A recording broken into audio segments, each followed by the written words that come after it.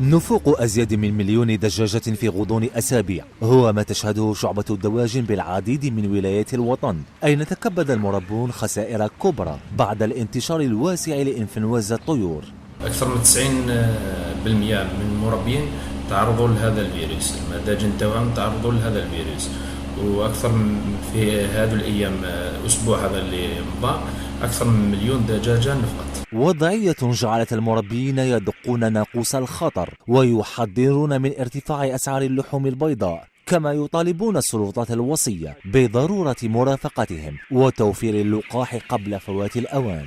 سيكون النقص فادح في السوق هذه الأيام، والسبب هو الأجسام والأشناف اللي راه يدور بقوة بين المربين تاعنا، ولهذا نطلبوا من وزارة الفلاحة وزارة التجارة تتدخل وتوفر اللقاح ضد الفيروس هذا، ونطلبوا من المربين كذلك يتخذوا الإجراءات الوقائية لعدم انتشار هذا الفيروس.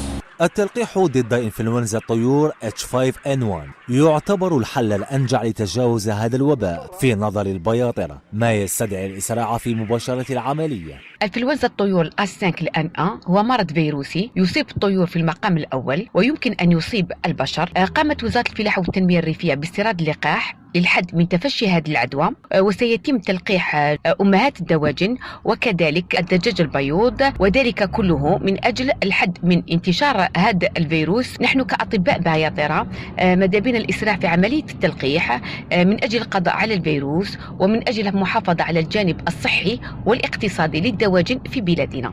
عدم اتخاذ الإجراءات اللازمة وبسرعة لاحتواء إنفلونزا الطيور قد يشكل خطرا كبيرا على شعبة الدواجن محليا، كما قد يضع الجزائر ضمن القائمة السوداء لمنظمة الأغذية العالمية، ما سيكبح عمليات تصدير اللحوم البيضاء مستقبلا.